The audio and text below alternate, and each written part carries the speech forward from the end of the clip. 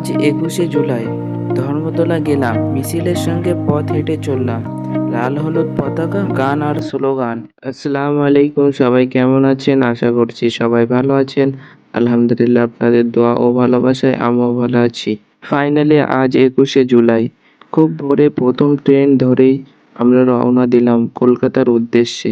ভিডিওটি দেখতে দেখতে একটা কথা বলে দেই, যারা ইউটিউব থেকে দেখছেন তারা সাবস্ক্রাইব করতে ভুলবেন না, আর যারা ফেসবুক থেকে দেখছেন অবশ্যই ফলো করে রাখবেন।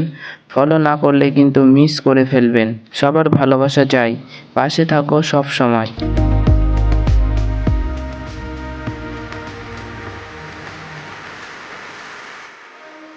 প্রথমেই পৌঁছে গেলাম শিয়ালদা স্টেশনে।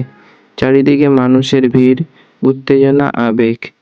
স্টেশন থেকে নিচে নামার পর যখন গাড়িতে উঠতে যাব, ঠিক তখনই দেখতে পেলাম যে রাস্তায় গাড়ি চলাচল সম্পূর্ণরূপে বন্ধ করে দেওয়া হয়েছে, কারণ রাস্তায় প্রচুর ভিড়, তার জন্য বন্ধ করে দেওয়া হয়েছে। কিছু না ভেবে হাঁটতে শুরু করলাম।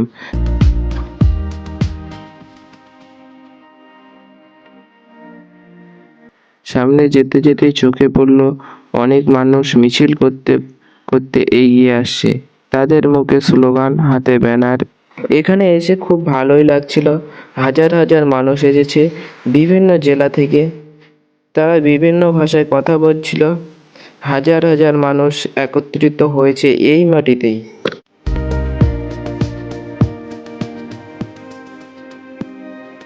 এসে পৌঁছালাম শ্যামবাজার পাঁচ রাস্তার মোড়ে। সেখান থেকে আমরা হাঁটতে হাঁটতে এগিয়ে চললাম ধর্মতলা চত্বরের দিকে।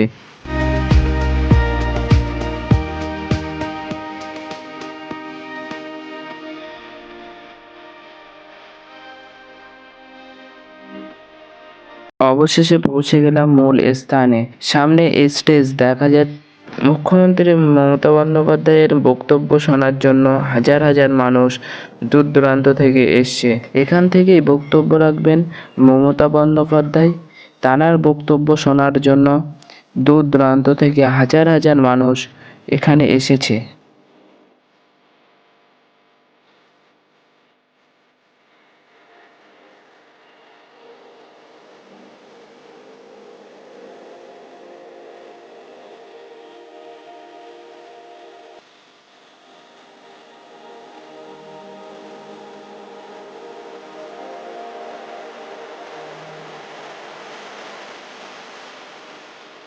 এখানে আমরা একটু ঘুরে ঘুরে দেখতে লাগলাম।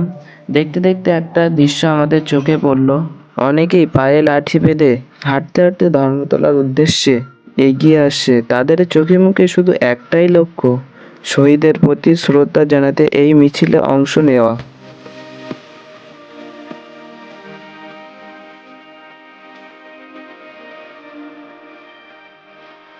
এবার আমরা বাড়ির পথে রওনা দেব।